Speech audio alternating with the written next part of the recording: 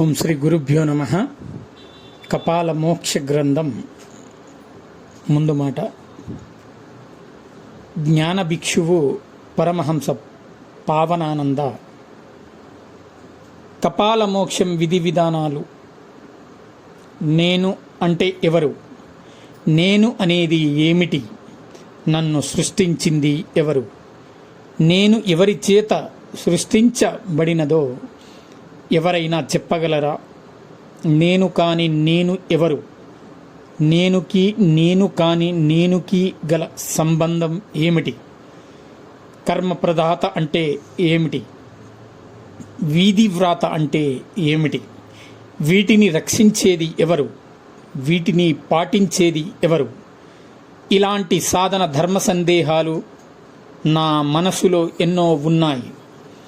సాధన అంటే ఏమిటి? ఎందుకు చెయ్యాలి? ఎలా చెయ్యాలి? మోక్షం అంటే ఏమిటి? యోగం అంటే ఏమిటి? ఈ జీవుడు ఎందుకు పుడుతున్నాడు? ఎందుకు జీవిస్తున్నాడు? చివరికి ఎందుకు మరణిస్తున్నాడు? విధాత అంటే ఎవరు? ఇలాంటి సమస్యలకు నా మనసులో ఎన్నో సంవత్సరాల నుండి వేధిస్తున్నాయి. దేవుడంటే ఎవరు? అసలు దేవుడున్నాడా? ఉంటే కొంతమంది ఉన్నారని, మరికొంతమంది లేరని ఎందుకు వాదిస్తున్నారు? అసలు దైవ సాంప్రదాయాలు ఎందుకు ఏర్పడినాయి? గురువంటే ఎవరు? సాధనలో గురు పాత్ర ఎంత? గురువే దైవమా? దైవమే గురువా? యోగ సిద్ధులు ఉన్నాయా? అష్టసిద్ధులంటే ఏమిటి? ఇలాంటి సాధన సందేహాలు నన్ను వెంటాడేవి. అసలు నేను ఏ చక్రతత్వంలో ఉన్నానో తెలియదు. అసలు ఉన్నానో లేదో కూడా తెలియదు. ఒక పక్క ఎలాంటి యోగా సిద్ధులు రావడం లేదు, కానీ సాధన ఆగడం లేదు. మాయా మర్మాలు తెలియడం లేదు. మాయలో నేను ఉన్నానో లేదో నాకు తెలియదు. సాధనలో నేను ఉన్నానో లేదో నాకు తెలియడం లేదు. కర్మ భక్తి జ్ఞాన ధ్యాన మార్గంలో ఏ మార్గంలో ఉన్నానో నాకు తెలియడం లేదు. ఇలా నాకు సాధనలో ఉన్నప్పుడు అనేక ధర్మ సందేహాలు, అనుమానాలు, అవమానాలు జరిగినాయి. ఇవి ఎందుకు, ఎలా జరిగినాయో అప్పుడు నాకు తెలియలేదు.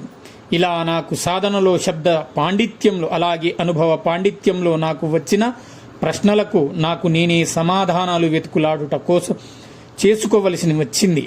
నాకు నేనే పరిప్రశ్న అయ్యి నాకు నేనే పరిపూర్ణ జ్ఞానిగా మారవలసి వచ్చింది. నాలాంటి మోక్షగామికి ఎదురైన ఆటుపోట్లు, ధర్మ సందేహాలు, సాధన సందేహాలు, సాధన అనుభవాలు, ఆధ్యాత్మిక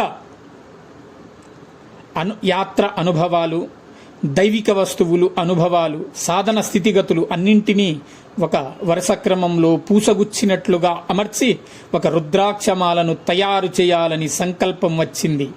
ఈ గ్రంథ రచయిత వలన నా లాంటి వారికి ఎంతో కొంత ఉపయోగం ఉంటుందని అనుకుంటున్నాను. మాలాధార గణపతి నుండి మూల కపాలము ద్వారా వరకు సాగిన నా సాధన ప్రస్తావన మీరే చదవండి, మీరే వినండి. మీరు మీ సాధనలో ఎక్కడున్నారు? ఏ మాయలో ఉన్నారు? దానిని ఎలా దాటాలో తెలుసుకుని ముందుకు సాగండి. ఈ నా సాధన అనుభవాలు ఆసేతు హిమాచలం 591 మహాయోగుల అనుభవాలతో, 477 మహాయోగుల అనుభవాలతో, అనగా 80% సరిపోయినాయి. మిగిలిన 20% వారికి నాకు అనుభవాలతో తేడాల శాతం వారికి కనిపించాయి. కానీ అనుభవాలు వేరు కావచ్చు, కానీ అందరికీ అనుభూతి ఒకటే అవుతుంది కదా. శివుడిని పూజించిన ఈ జీవుడు కాస్త శివుడు ఎలా అయినాడు? శవం కాస్త శివం ఎలా అయినదో?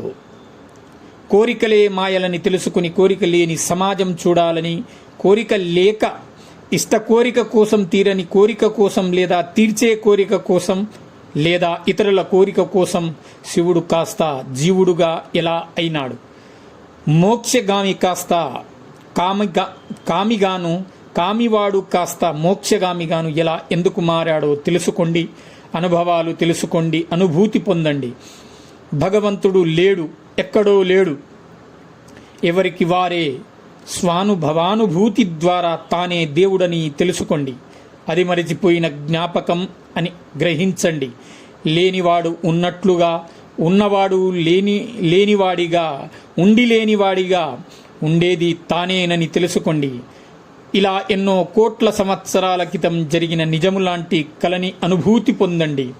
పుట్టడం, పెరగడం, మరణించడం, మంత్రం, తంత్రం, మంత్రం, ఇచ్ఛాశక్తి, క్రియాశక్తి, జ్ఞానశక్తులు, సత్వరజో తమో గుణాలు, ఇష్ట కోరిక, తీరని కోరిక, తీర్చే కోరిక, ఇలాంటి వాటి మాయా మర్మాలు తెలుసుకోండి.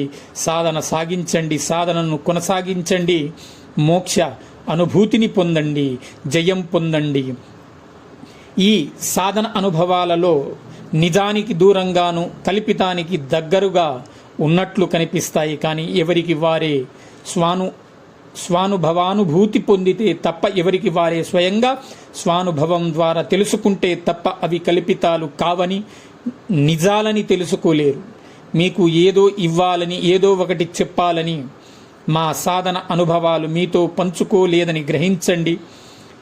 యోగులు అలాగే యోగ సాధకులు తమ సాధన అనుభవాలను బయటికి చెప్పడం ఇష్టపడడం లేదని, ఎందుకంటే తమలో వారికే తెలియని అహం పెరుగుతుందని భయంతో చెప్పడం లేదని, మరికొంతమంది తమ సాధన అనుభవాలు చెప్పడానికి ప్రయత్నించేసరికి వారి ఇష్ట దైవాలు వాక్ బంధనం వలన చెప్పలేదని రామకృష్ణ హంస రమణ మహర్షి, శ్రీ శంకరాచార్యులు అనుభవ చరిత్రలో నాకు తెలిసింది. కాకపోతే కాశీ క్షేత్ర నివాసి శ్రీ లహిరి మహాశయులు తన సాధనానుభవాలు డైరీలో రాసి పరమపదించిన వాటిలో కొన్ని 26 డైరీలను పురాణ పురుష గ్రంథములుగా మనకి వారి వారసులు అందించినారని తెలిసి ఆ గ్రంథమును చదివి నేను వ్రాసుకున్న నా సాధన అనుభవాలు డైరీల ఆధారంగా ఈ మహత్తర గ్రంథమైన కపాల మోక్ష గ్రంథం నా ఇష్ట లింగేశ్వరుడు ఆజ్ఞ మేరకు రాయడానికి పూనుకోవడం జరిగిందని, ఇదంతా శ్రీ చిదంబరం దక్షిణామూర్తి అనుగ్రహం వలననే జరిగిందని, ఆయన పెట్టిన జ్ఞాన భిక్ష వలన నేను జ్ఞాన భిక్షువుగా మీ ముందు ఈ గ్రంథం రాయడానికి పూనుకోవడం జరిగిందని, ఇలా 1989 నుండి 2019 వరకు దాకా సాగిన వివిధ రకాల నా సాధన అనుభవాలను 10 మందికి ఉపయోగపడి వారు కూడా జీవన్ముక్తులు అవుతారని ఆశిస్తూ పరమహంస పావనానంద.